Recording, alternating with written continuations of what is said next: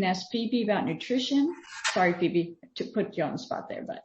What is the chef? Hey, this is Greg real quick. Sorry to interrupt. What do you think of these type of chef, these pizza, expanded metal pizza things? Do they work? Are they okay?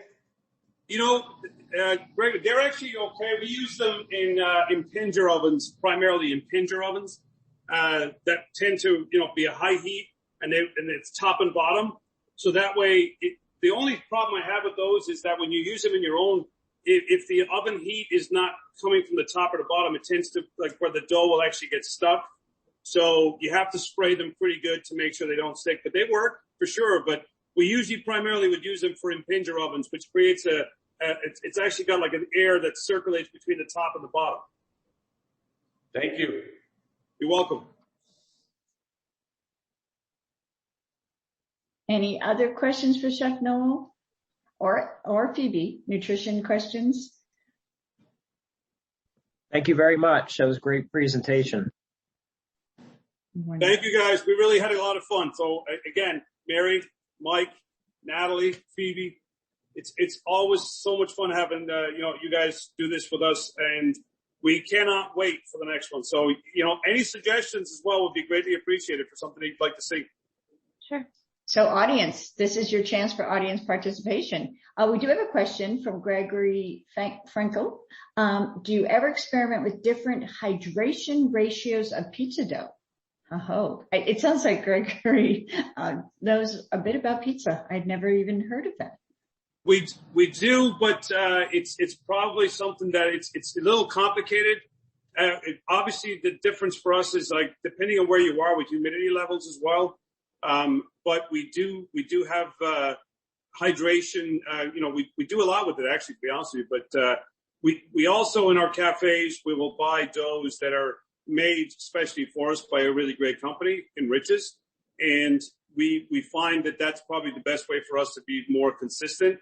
But we in our we'll say cafes right now, Dulles Raytheon, I think I mentioned, has a great pizza oven, so we did do a lot more with hydration and other flours as well, just to experiment with that. So that's probably another class completely, and it's a pretty scientific one, as you can imagine. Well, most of our folks are scientists here, so they would like that. Exactly.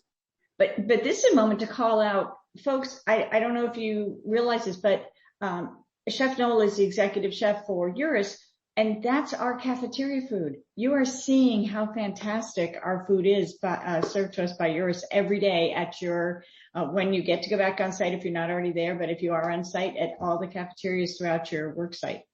So just something to remember as you eat them. And last night, Chef Noel was showing us how to make a couple different kinds of burgers, a meat one, a vegetarian one, and they're on rotation at the different restaurants, at the different cafeterias. We got a couple more questions. Okay, so Chef, start thinking about a dessert cooking class. And then someone else said, Zachary Swanson is attempting tonight with a 4-cup gluten-free flour. Are there any types of flour you would recommend for pizza? I know you talked about the double O at the beginning. Do you want to give Zachary a little more information on that? Is Zachary actually asking if like all-purpose flour would work? Is that what the question would be, Mary? Zachary, can you come off mic and ask? Yeah, I'm off mute now. So sorry I don't have a camera to show what our pizzas are, but we're using, so it's a specific brand of gluten-free flour. I was mostly wondering if there's other gluten-free flours that you've tried pizzas with, like coconut flour I've seen. Like for general baking, do you recommend any specific types of gluten-free flours? Well, Phoebe, you might be the expert on that one too, but almond flour, chickpea flour is another one that we've kind of played with. But Phoebe, do you have any insight there? Because you know me, it's like I know I've tried a lot of different ways to do it, but I do find that that would be Phoebe's expertise for sure. I can say from personal experience, I have tried using almond flour. It's going to give you almost like it's going to be a crunchier crust. So gluten in flour is actually what gives it that that chew to any bread. It's the protein that helps the yeast expand the dough. I haven't tried any of the gluten-free brands, but I have tried different variations of coconut and almond flour for baking. And like I said, again, almost like the whole wheat flour, you have to experiment a little bit with the liquid that you're adding to your recipe, because they do tend to be a drier product at the end. So you have to add a little bit more liquid and kind of play around with it to find the right balance. What was the dough that I made, Phoebe, that you called it again? What was it? It was a strange name. So for anyone that has tried keto, often they use something called a fathead dough, which is a combination of cream cheese and a lot of mozzarella cheese. So no flour involved whatsoever. So that could potentially also work for a gluten-free option. But certainly the fat content is a lot higher. So just something to keep in mind in the grand scheme of things. Yeah, I made calzones with that one, and it actually, it came out really, really well.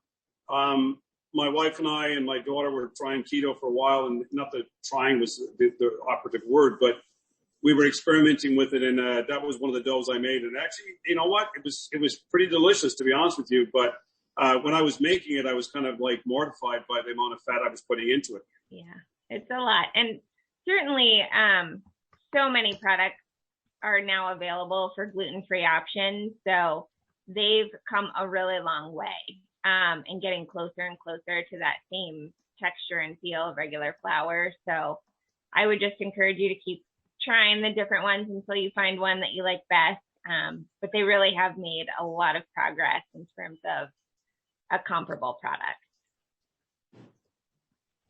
I'm just trying to post that we are, can't spell broadcast. So just so everybody knows, all of the classes that Chef Noel and Phoebe have presented to us are going to be posted or are posted on 1RTN broadcast. Plus you'll have links to them through our website, the NEEP website, so that you can hear some of the things. Some of the past classes, Chef Noel showed us how to use knives. Great stuff. A lot of things about cutting board I learned out of there and got to be the expert in my house for that. Then he showed us how to build a beautiful charcuterie board. Then last night we had 2 types of hamburgers, a veggie burger and a beef burger. And then tonight this. So more to come. Definitely, Christopher, your wife's idea of a dessert. I live in Tucson. That's why I said desert, but a dessert cooking class sounds fantastic. Chef, we're going to have to talk about that. And especially healthy ones, right? So Phoebe, we can work that through. But ladies and gentlemen, we're about 1 minute away from time. Does anyone have any other questions? And truly just open your mic. Don't take the time to type it up if you have some questions for Chef Noel or for Phoebe.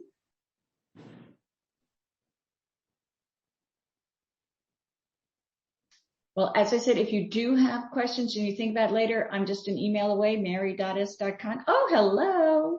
Welcome to the show. What's your daughter's name? Yeah, this is Kaya, and she likes to make homemade pizza too. So I'm sorry she couldn't join us earlier. Oh, well, excellent. So nice to have you with us, Kaya.